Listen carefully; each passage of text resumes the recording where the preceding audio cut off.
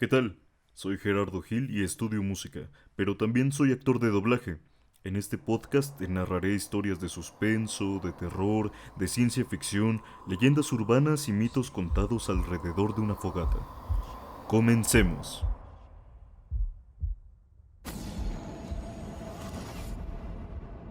A continuación les contaré una historia paranormal que me marcó a mí y a todas las personas que fuimos testigos. En mis 26 años de vida nunca había vivido una experiencia que me causara tanto miedo y angustia como la que vivimos esa noche del año 2015. Para darles contexto, este evento se desarrolla en una residencia para estudiantes de la Universidad Simón Bolívar. Estaba recién inaugurada, así que quienes fuimos testigos de lo ocurrido fuimos también los primeros en habitarla. Nadie antes de nosotros había vivido en esa casa. Era una casa de 3 pisos, con más de 20 habitaciones, cocina, comedor, lavadero y área común, y fue construida en una hacienda en la zona de Oripoto, en Miranda, Venezuela. Al ser una residencia mixta, tanto mujeres como hombres podíamos vivir allí. Yo me mudé con mi hermano. No quiero exponer los nombres de las personas involucradas, así que usaré como seudónimo las ciudades de Venezuela de donde vienen. Nuestros personajes vienen de distintos rincones del país, así que eso lo hace más interesante. Todo comienza con un sueño que tuve sobre una niña muerta que visitaba la residencia. En el sueño, que lo recuerdo como si fuera anoche, la niña estaba pálida e iba vestida de una bata blanca. Se acercó hasta la casa intentando entrar. Yo le pregunté qué hacía allí. Quería saber si necesitaba ayuda o buscaba algo, pero no me respondió. Solo me veía fijamente. Como no logró entrar a la casa, se quedó vagando por el terreno. Ese sueño me dejó muy inquieta, así que decidí contarle a mis amigos de la residencia. Y aquí es donde viene lo bueno. Al día siguiente le conté mi sueño a una amiga que la llamaremos Ciudad Bolívar, mientras estábamos en el área común. Esa noche tocan a la puerta de mi cuarto Maracay, Upata y Calabozo. Upata estaba pálida y temblando. Me dice que necesita contar algo que ya lleva unas semanas ocurriendo. Como los vi tan nerviosos, les dije que se sentaran y me echaran todo el cuento. Ciudad Bolívar le había dicho a Upata que yo soñé con una niña muerta que estaba en la residencia. Al parecer, ellos sabían quién era esa niña, que ya tenía semanas persiguiendo a Calabozo. Upata me comenta que Calabozo se había tropezado con una niña pálida y de bata blanca en el bulevar de Sabana Grande, y que desde entonces muchas cosas raras le estaban ocurriendo. A Calabozo empezaron a salirle rasguños en la espalda y sentía una presencia que lo acompañaba. Incluso una noche en que estaban viendo películas los tres, tuvo un episodio. Empezó a toser y a gritar que le dolía la espalda, que se lo quitaran. Cuando se calmó, le habían aparecido rasguños muy feos en la espalda, pero eso no fue lo más raro. Por miedo a todo lo que le estaba ocurriendo con los rasguños, el grupo de ellos tres decidió dormir todos juntos en la habitación de Upata.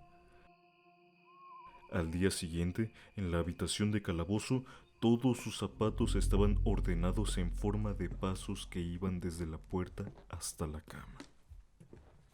Los zapatos formaban un camino como si se subieran a la cama. Supuestamente, Calabozo tenía su cuarto con seguro, así que no sabía qué pudo haber sido. Ellos tenían registro de los rasguños y los zapatos. Me mostraron las fotos y me impresioné mucho. Yo intenté buscarle lógica a lo que me contaban, sobre todo para calmarlos porque estaban muy alterados y nerviosos.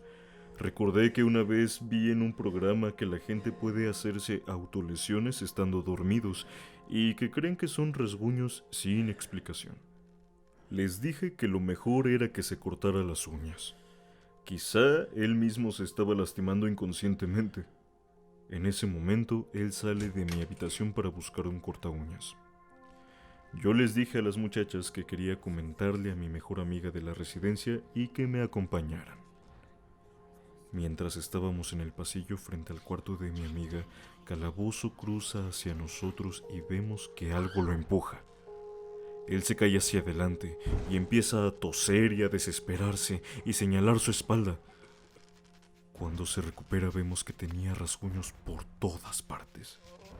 Yo, aún intentando buscarle la lógica, pienso que quizá él mismo se autolesionó en su cuarto y actuó delante de nosotras, pero estábamos ya muy nerviosos.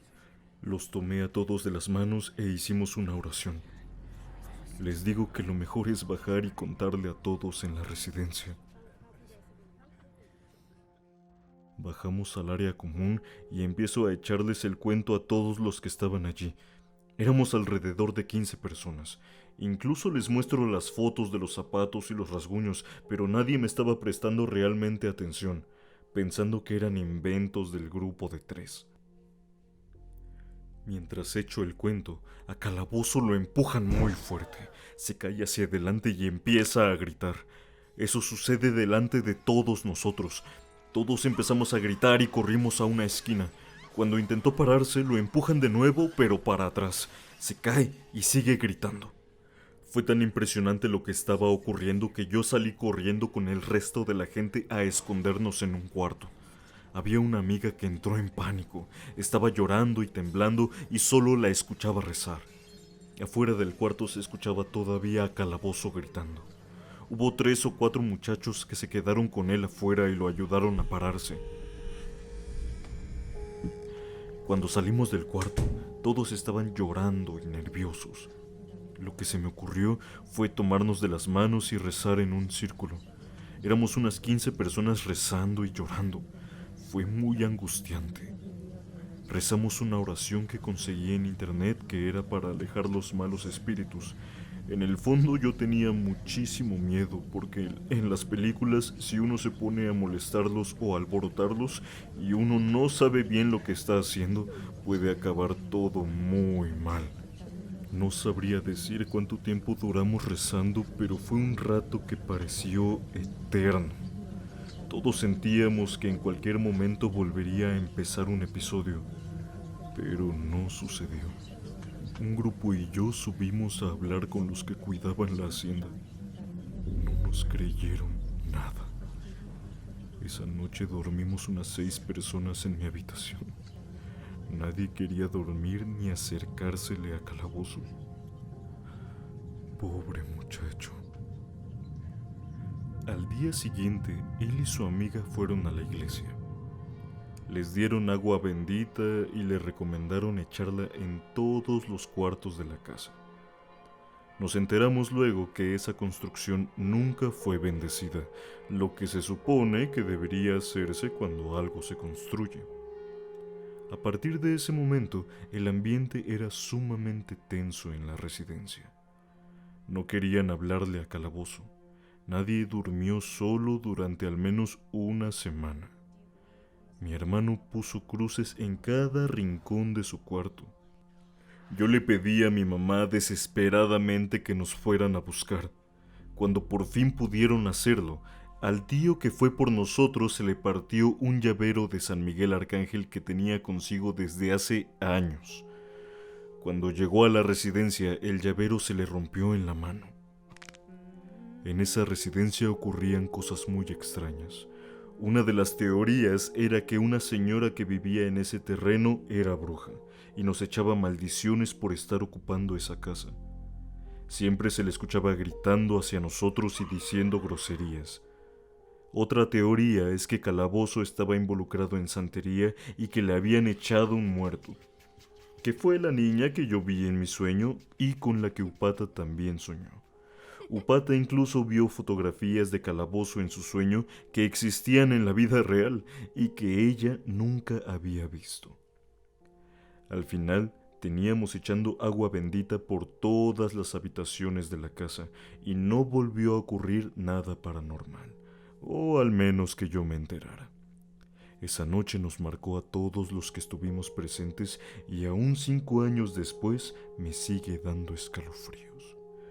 No puedo corroborar o desmentir experiencias paranormales que hayan vivido otras personas, pero puedo asegurarles que lo que vivimos esa noche fue algo aterrador. Vimos cómo lo empujaron y tumbaron nuevamente con mucha fuerza, cómo le salían rasguños, cómo gritaba desesperado. Según, Calabozo asistió a la iglesia durante muchos días para que lo ayudaran a recuperarse de lo sucedido. Por mi parte, mi hermano y yo nos mudamos poco tiempo después de esa residencia. No supimos si ocurrió algo más, pero les aseguro que no olvidaremos lo que pasó.